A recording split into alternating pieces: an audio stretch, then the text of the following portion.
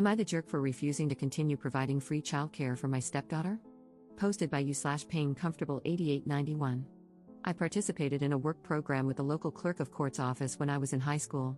They hired me after I graduated, and I reached 30 years of service before I turned 50.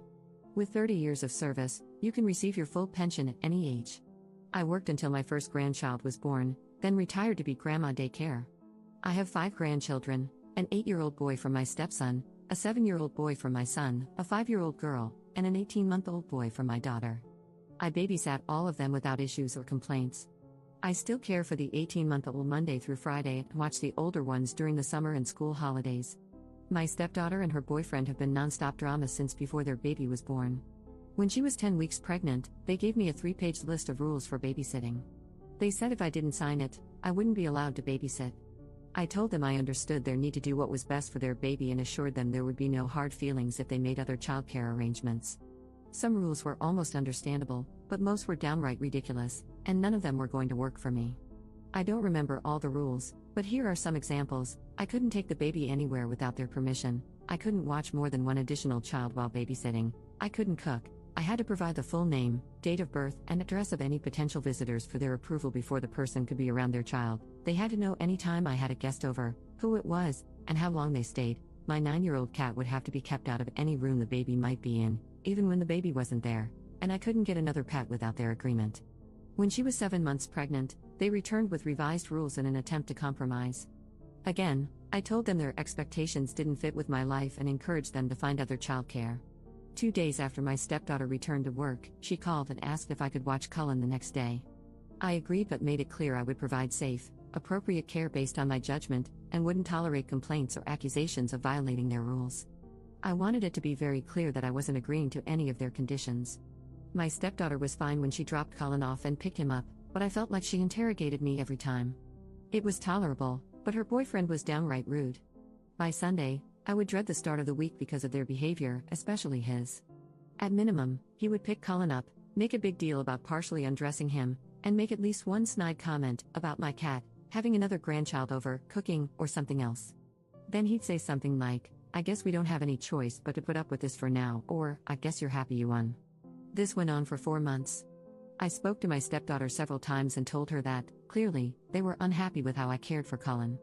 I suggested they find alternative childcare and said her boyfriend needed to tone down his behavior. Things would improve for a day or two, but then he'd start again. It all came to a head as Thanksgiving approached. He was very vocal about not wanting me to keep all my grandchildren over the break. I made it clear there would be a couple of days when I'd have all of them and told them to make other arrangements if they had a problem. They didn't make other arrangements, and when he picked Cullen up on the first day I had all my grandkids, he was very rude. Although nothing went wrong, everyone was happy, clean, fed, and had a great day. He told Cullen he was sorry they had no choice but to leave him in an unsafe situation where he'd be neglected. I called my stepdaughter that night, told her what he'd said, and informed her they had 2 weeks to make other arrangements. I also said she needed to handle drop-offs and pick-ups, as I would refuse to babysit if her boyfriend came to drop off or pick up Cullen.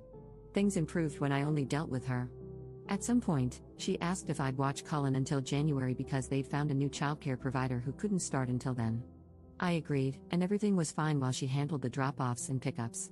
On New Year's Day, several people sent me a screenshot of a post her boyfriend made on social media, saying how thankful he was that they finally didn't have to worry about Cullen's safety or neglect anymore. He didn't name me or accuse me directly, but anyone who knows us knew I had been keeping Cullen. The post was clearly directed at me. I was just happy it was over.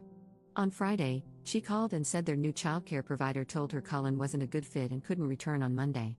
She asked if I'd start babysitting him again. I told her I was sorry for their situation but didn't feel comfortable keeping him anymore.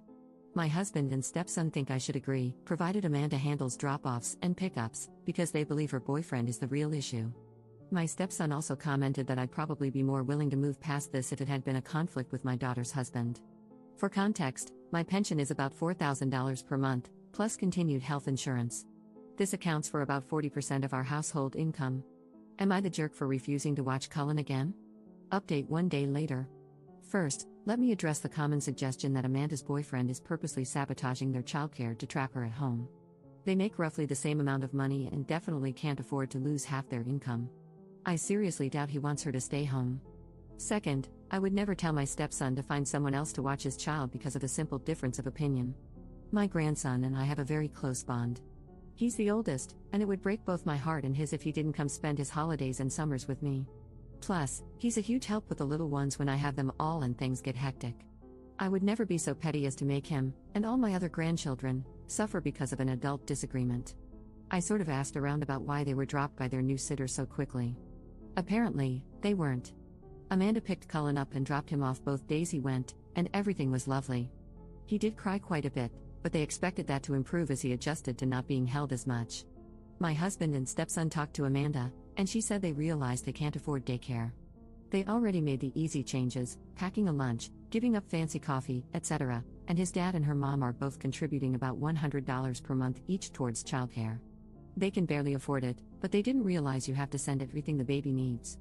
I buy diapers, wipes, formula, bottles, extra clothes, etc. They just hand me the baby. They didn't realize that daycare doesn't cover all that. Also, imagine her boyfriend's surprise when he found out what the staffing ratios are in this very expensive daycare. One adult cares for 5 infants. I guess he thought someone would provide one-on-one care, along with diapers, wipes, and formula for $350 a week.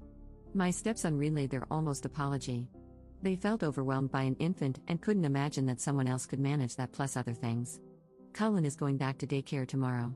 Cullen's dad is selling his dirt bike, and Amanda is selling some designer clothes, handbags, and shoes to cover the cost. It'll get easier for them in 6 months when he transfers to the 1-year-old class, which is a little cheaper. Commenter: I'm so glad Op isn't backing down on this. I cannot believe she is providing everything for all the grandkids as well. Lesson well learned for the stepdaughter and her clueless boyfriend. People seldom appreciate what they receive for free.